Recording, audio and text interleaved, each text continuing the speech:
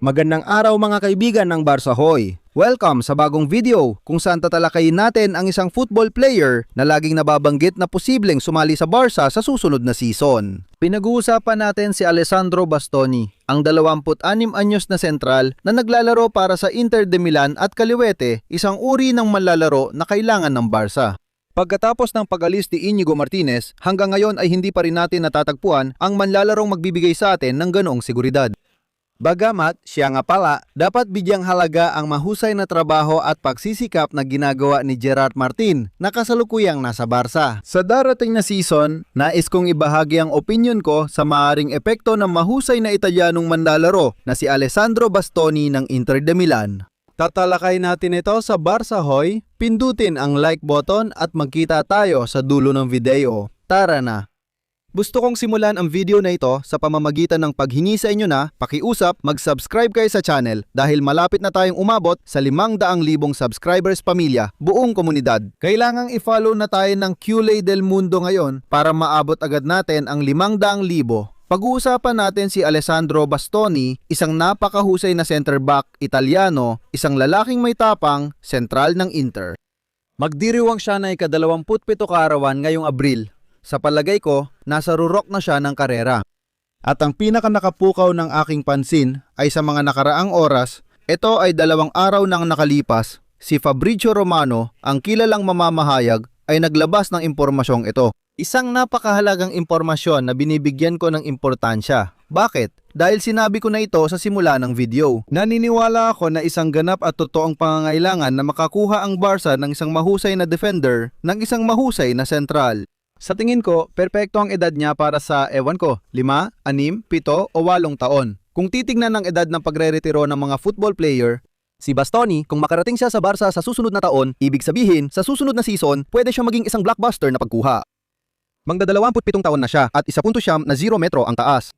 Sinabi ni Fabrizio Romano ang sumusunod, ang Barcelona, babasahin ko mismo, at ang kampo ni Alessandro Bastoni ay nakikipag-usap na tungkol sa mga personal na kondisyon at sahod ayon sa mga ulat at ang mga unang pag-uusap ay nagsimula ilang araw nang nakalipas. Wala pang negosasyon sa pagitan ng mga club at wala pa ring mangyayari sa ngayon. Ano ang ibig sabihin nito? Ng Inter Milan, hindi pa sila nakikipag-usap sa Barca? At syempre, hindi pa rin nila hiningan ng presyo ang Barca para makuha ang serbisyo ng Italiano? Kung titingnan natin, makikita natin ang profile ng manlalaro. Nandito si Bastoni, may kontrata siya hanggang 2020. 28. Siyempre, ito ay isang problema para sa Barca dahil sa mga oras na ito, sa isang manlalaro na may ganitong mga kondisyon, ganitong kalidad, ganitong potensyal at bukod pa rito, may umiiral na kontrata at mahalagang bahagi ng Inter, parang halos imposible o masasabi nating napakahirap maisakatuparan ang ganitong kalaking pagpirma. Pero alam nyo na rin, binanggit na rin ito ni Joan Laporta noong kampanya at sinabi rin ito ni Hansi Flick sa ilang press conference.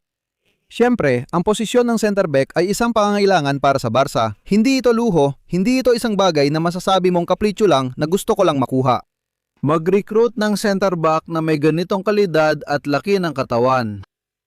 Uulitin ko, ito yon, matibay, mabilis, magaling maglabas ng bola. Isang lalaking may tapang, sa edad niya, nasa kanya na lahat, taas, lahat pabor sa kanya. Sa tingin ko kailangan sumugal, at ngayon, hindi ko naman iniisip na malaking sugal ang kumuha ng ganitong kagaling na player.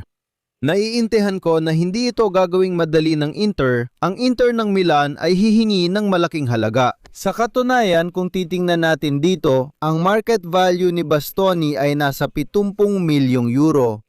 Ang pinakamataas na halagang itinakda ng Transformer para sa manlalarong ito ay 80. Pero sige, hindi rin naman natin kailangang seryosohin masyado ang ganitong klaseng mga pagtataya na ginagawa ng Transfermarkt. Kasi halimbawa, makikita mo na ang mga manlalaro ng Madrid ay sobrang taas ng halaga. Samantalang ang mga taga-Barca, mababa. Hindi naman ito masyadong mahalaga para sa akin. Pero totoo rin na narinig at nabasa natin sa ilang mga media na maaring hingin ng Inter de Milan sa Barca. Tungkol sa eksakto mga 70 milyong euro, ibig sabihin, malinaw, tinatantiya ko na nasa pagitan ng 55 at 80 milyon. Higit pa dyan, hindi ko iniisip na hihingin pa ng Inter. Pwede naman nilang gawin yon kasi may kontrata pa ang manlalaro dito. Pero anong mangyayari? May isang napakahalagang bagay. At ito ay kung gaya ng kinukumpirma ni Fabrizio Romano na ang manlalaro at ang kanyang kampo ay talagang interesado na pumunta sa Barca. At nagsimula na silang makipagnegosasyon. Ito napapabigat sa timbangan, malinaw ang pagkiling, ibig sabihin kung aaminin ng manlalaro at ipapahayag ito ng hayagan sa pamamagitan ng kanyang kinatawan. Gusto niyang umalis sa club at magbago ng kapaligiran. Mas paborito sa Barca na gustong makipagnegosasyon at mas komportable ang posisyon. Kung pupunta kang mag-isa para hanapin ang manlalaro na hindi mo pa nakakausap, dito mahalaga ang papel ni Deco. At syempre, si Hansi Flick, tingin ko tinawagan na si Bastoni. Uy Alessandro, sumama ka sa Barca at mula doon, pamilya, sa tingin ko mas madali ang magiging proseso kaysa sa inaasahan. Hindi, kasi kung malinaw sa isang totoong manlalaro ang gusto niyang puntahan, mas napapalapit siya sa kuponang yon. Ngayon, Barca. Kaya sa tingin ko, posible itong operasyon na magagawa ng Barca kung pag-uusapan natin ang posibilidad ng pagpaparehistro ngayon sa usaping pinansyal. Ang tinutukoy ko ay ang Liga Espanyola. Siyempre, sa tingin ko, walang magiging problema ang Barca. Malapit ng aprobahan ito ng Liga. Sa wakas, matapos ang maraming taon, kulang pa ang Barca ng humigit kumulang 1,000 at 12 milyong euro para maabot ang panuntunang 11. At isang panuntunan 11 na makakamit nila. Kapag na-update ang lahat, gaganda ang kalagayan ng Barca at magbebenta pa sila na yung taginit. Kaya naman makakatanggap sila ng pera, gaganda ang kanilang fair play at bababa muli ang kanilang kabuwang sahod. Dahil mahusay ang Barca sa paggawa ng dapat nitong gawin, pinahahalagahan ito kaya makakakuha tayo ng mga manlalaro ng normal at malaya matapos ang matagal na panahon. Pabor ito sa atin at garantiya rin para sa manlalaro at ahente. Titingnan natin kung sino-sino ang mga center back ng Barca at kung papanatilihin ko ba sila o ilalagay ko sa merkado. Ikaw dyan sa chat, paki-like naman kasi sa tingin ko, hindi mo pa na-like, i-like mo na. Pakiusap, maraming salamat at i-comment mo rin. Anong gagawin mo tungkol dito? Dapat talagang may bantahan. Sabi ko nga, si Araujo ang center back ng Barca, apitan pa, malinaw na siyang ibebenta.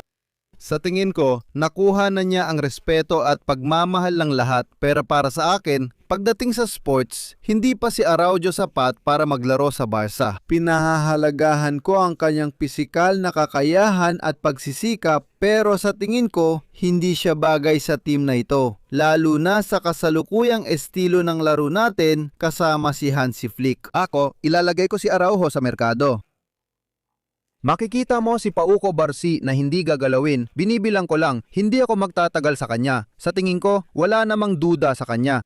Ang susunod ay si Andrea Christensen, isang manlalaro ng football, si Andrea Christensen na parang wala at hindi mo rin aasahan. Maraming injury, nakakalungkot dahil mahusay siyang football player na kaya maglaro sa midfield, bilang ka ng center back o kaliwang center back, maraming posisyon, isa siyang utility player. Dumating siya ng lebre kaya hindi ko iniisip na malaking pera ang makukuha ng Barca kung umalis siya. Pero sa tingin ko, base sa kasaysayan niya ng mga injury, dapat nang pakawalan ng Barca si Christensen. Sa ngayon, yon ang opinyon ko. At pagkatapos, nandito rin si Gerard Martin, isang Gerard Martin na nakuha na ang pwesto niya sa Barca. Sa tingin ko, karapat dapat siyang mapasama sa team, may kalidad siya, at tulad ng sabi ko, meron siyang ganong ADN. May dugong tsule siya, tsule na kaya maglaro bilang sentral o kaliwang likod. Para sa akin, napatunayan ni Gerard Martin sa laro na dapat siyang manatili rito ng matagal. At sa huli, si Eric Garcia, isang Eric Garcia na talagang gusto ko. Siya ang pinakamahusay na depensa ng Barca ngayong taon at may pinakamaraming minuto sa laro hanggat di nasusugatan. Palaging starter si Eric Garcia, defensive midfielder, fullback, center back. Napakahusay na player. Kung isipin mo, alisin si Koundé na right back, di ba? Mapapansin mo rin na may Eric Garcia ka. Oo, pati si Gerard Martin. Tapos meron ka pa kay Araujo at Christensen na para sa akin, ipagbibili ko sila. Ibig sabihin, ang Barca gamit ito ay lumalaban sa Champions, lumalaban sa Liga at hindi nagpapahuli sa Europa. Sa tingin ko, hindi sila mga sentral. Ibig sabihin o mas tama, sila ay mga homegrown na center back. mga taong gumagawa ng magandang season. Pero malinaw na sa tingin ko, kulang pa tayo ng ganong competitive na aspeto. Yung aspeto ng pamumuno, yung aspeto ng pagsasabi. Narito ang depensa ng Barca kasama ang isang manlalaro na may kalidad tulad ni Alessandro Bastoni, na hindi rin naman siya yung pinakamagaling ngayon. Sa tingin ko, mapapabuti niya ang koponan at bilang left-footed na center back, malaki ang maitutulong niya sa atin. 1 metro 90 ang taas niya, mas matangkad kaysa kina Kubarsik at Eric Garcia na pandak. Magaling siyang magbuo ng laro mula sa likod, sumipa, mahusay sa ulohan at matibay. Sa tingin ko, sa sistemang dalawang sentral at mataas na linya ni Flick, may duda ako dahil di ko pa siya nakita sa posisyong yon. Sanay siyang maglaro sa tatluhang depensa, pero si Bastoni? Ako, kumbinsido ako at tingin ko dapat simulan at tapusin ng Barca ang operasyong ito. Magkano ang handa mong bayaran? Sinabi ko, nasa 55 hanggang 80 milyon. Sa tingin ko, isa siyang maasang center back at malaki ang maitutulong niya sa atin. Ikaw, ano ang gagawin mo? Gusto mo ba siya? Kumbinsido ka ba sa kanya? Comment at huwag kalimutang mag-subscribe. Tulungan kaming umabot ng 500,000 subscribers. I-like at i-share sa mga kaibigan mong kulays at pag-usapan kung Bastoni ba o hindi. Barca noon, na yon at magpakailanman.